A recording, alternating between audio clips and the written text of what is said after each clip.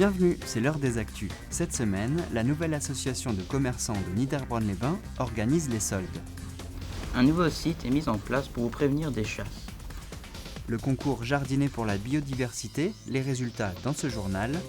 Roger nous jouera un air d'harmonica. Mais tout de suite, un incendie ravage une maison au Wienergertal.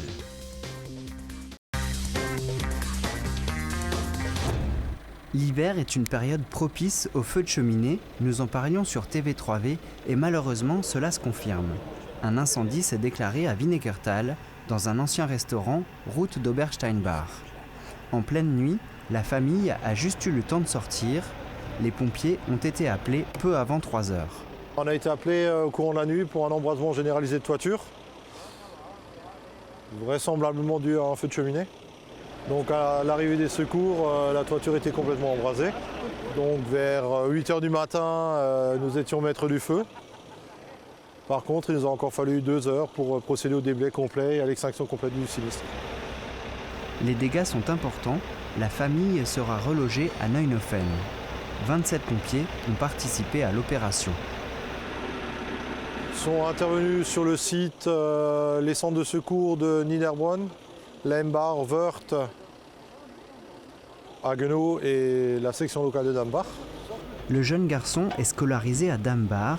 Dans son école et à la mairie, une collecte est organisée pour venir en aide aux sinistrés. À Niederbronn-les-Bains, la nouvelle association de commerçants s'organise pour les soldes d'hiver. Du 7 janvier au 17 février, des réductions, mais aussi des ouvertures exceptionnelles. Tout est fait pour satisfaire les clients. On a organisé l'événement. Alors, ce qui veut dire on a un peu essayé de se démarquer. On a essayé de se démarquer avec les ballons. Il y avait les petites échoppes qu'on a mis devant chaque magasin. C'était le jeudi 15, vendredi 16 et samedi 17. Le jeudi, c'était un non-stop de 9h à 19h. Le vendredi, on avait fait un non-stop et un nocturne de 9h à 20h. Et le samedi, on a un non-stop aussi de 9h à 17h le soir. L'association compte bien dynamiser les commerces de la ville et proposer d'autres animations tout au long de l'année. On essaye de monter un peu un calendrier, ça aussi on travaille là-dessus, puisque on est tout jeune dans l'association. On était en train de monter un calendrier où il y aura plusieurs événements existants déjà. Et en même temps, on va aussi créer de nouveaux événements. Prochain rendez-vous pour les soldes en juillet. Entre-temps, chaque membre pourra proposer des événements ou animations, apporter ses besoins et ses idées pour mettre en avant l'avantage de la proximité. C'est juste déjà pour dire qu'on existe, on est là, on a les mêmes produits, on n'est pas différents. Je veux dire, on peut montrer aussi qu'on a un savoir-faire, un faire savoir et un bon produit, mais il faut pas qu'on nous oublie, quoi.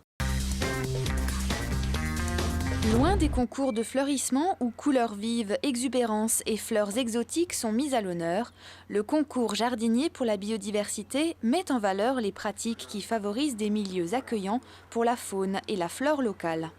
Première édition en 2013 menée par le Parc naturel régional des Vosges du Nord sur l'Alsace-Bossu et le Pays de Bitche, la communauté de communes de Niederbronn-les-Bains a intégré le projet en 2014.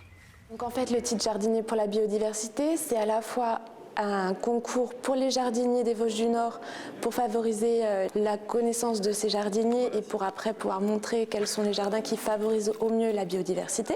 Tout autour du concours, on a pendant l'année différents temps où on a fait des rencontres sur le compostage, sur les décoctions au jardin, sur des trucs comme ça.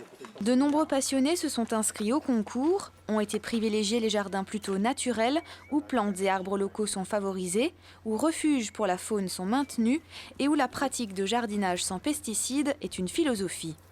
Une visite de présélection a permis de recenser l'ensemble des plantes de chaque jardin. Sur cette présélection, ensuite, on a retenu 8 jardins qui ont été vraiment visités fin juin, le 28-29 juin, qui ont été visités par un vrai jury. un jury, c'est-à-dire avec un entomologue, avec un ornithologue, de la LPO, avec donc, les spécialistes du parc aussi, de la grange au paysage, et aussi un élu paysagiste, Monsieur Milochaud. Et du coup, ce jury-là a après, selon une grille de critères, évalué les jardins les plus favorables et les plus accueillants pour la biodiversité et aussi ceux qui ont les plantes les plus locales dans leurs aménagements. C'est à Dinswiller, un soir de décembre, qu'ont été remis les prix du concours, après un petit spectacle autour du thème du jardin, bien entendu. Sur les 8 jardins, tous sont lauréats pour leur travail en faveur de la biodiversité, mais les 3 premiers sont repartis avec des stages de jardinage, un séjour en gîte ornithologique et des brouettes. On a donc pu applaudir en 3e position la famille Wagner-Herschin, en seconde la famille Staub et la famille Tessier qui arrive en tête. Pour 2015, le parc naturel régional des Vosges du Nord espère ouvrir le concours à l'ensemble du territoire du parc.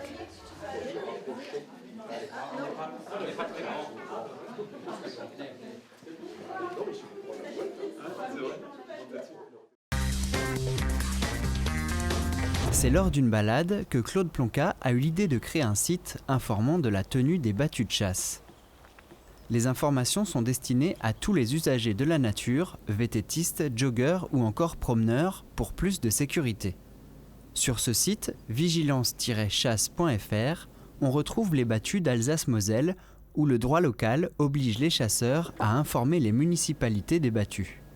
Alors l'idée générale, c'est de reporter les panneaux chasse en cours sur le site internet en signalant les dates des battues et à travers la cartographie, donc de parcourir le territoire pour connaître exactement les zones de chasse.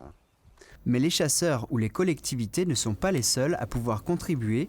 Tout le monde peut signaler une chasse en cours. Le site est disponible sur les smartphones pour pouvoir le consulter, même en forêt. Le site Vigilance Chasse, lui, permet en fait de regrouper ces informations et de les diffuser sur une zone beaucoup plus large et sur un site unique surtout. L'objectif à venir est d'étendre la couverture à toutes les Vosges, au territoire de Belfort et à la Haute-Saône. Dernier conseil, en forêt et surtout à proximité des zones de chasse, portez des gilets jaunes ou à défaut, des vêtements de couleur vive.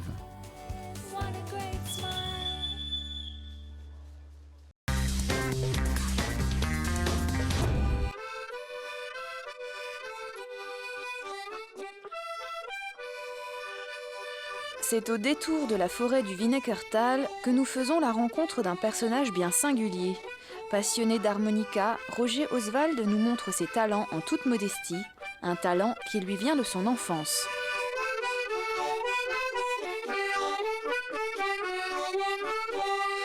Alors ça, c'est toute une histoire.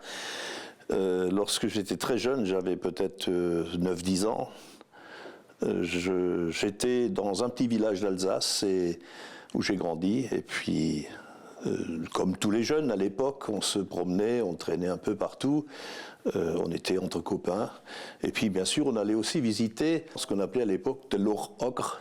C'est là où on mettait tous les détritus, toutes les saletés qui pouvaient exister. Et j'ai trouvé donc une petite structure d'un harmonica qui n'était pas du tout complet, qui était tout simplement, je dirais même assez rouillé, dans un mauvais état. Et puis je me suis dit, tiens, c'est quoi donc ce truc-là? Et puis, allez, je l'ai emmené chez moi, j'ai nettoyé, puis j'ai commencé à essayer de jouer. Et de fil en aiguille, j'ai réussi à sortir des notes en nettoyant comme il faut, et puis à jouer même un air qui a plu. Et puis ma mère, à l'époque, m'a dit, « Junger, toi qui maintenant sais jouer, je vais t'en acheter un. » Et c'est comme ça que tout commence. Souffle, persévérance, mais aussi amour pour cet instrument, l'apprentissage demande beaucoup de patience et de pratique. L'harmonica s'apprend en prenant des cours de musique, mais parfois le destin donne un petit coup de pouce. Je suis autodidacte là-dedans, je n'ai pas suivi ni de musique ni autre chose à l'époque, entre-temps j'en ai pratiqué, mais ce que je veux dire c'est que cet instrument-là, tout un chacun peut le jouer. Et il suffit de l'avoir, il suffit de s'initier un peu. Les tons, on les trouve, par contre les notes, elles ont des positions, soit en expire, donc on souffle dedans, soit on inspire, donc on cherche l'air au travers de l'instrument et ça fait vibrer ces membranes qui, elles, apportent donc ce son.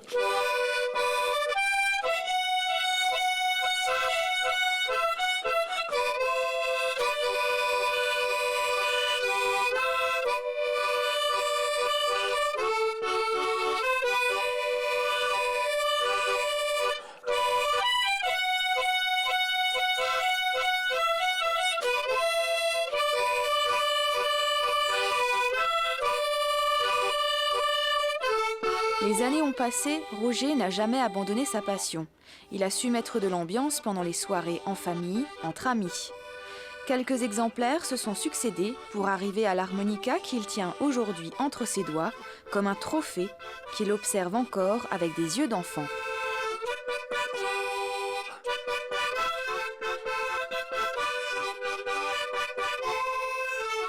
Alors ça, c'est un harmonica dit diatonique, c'est-à-dire un harmonica qui a une structure qui est en fait fabriquée de manière toute simple. C'est un système, un support en bois sur lequel figure de part et d'autre une plaquette en laiton où vous trouvez des lamelles très fines en cuivre qui sont des lamelles qui reçoivent le bruit, enfin surtout le son, qui donnent le son par rapport au souffle, qu'on soit inspire ou expire. Et c'est un harmonica simple de façon à donner les sons qui sont fixés, c'est-à-dire la gamme, le do, ré, mi, fa, sol, la, si, do et la suite. Mais ça ne donne pas de demi-ton et de des bémols ou des dièses. Hein. Celui-là, par exemple, c'est un harmonica où il y a deux harmonicas en un. C'est-à-dire il y a un côté qui a une gamme, et de l'autre côté, une gamme un peu plus claire, un peu plus élevée dans le son.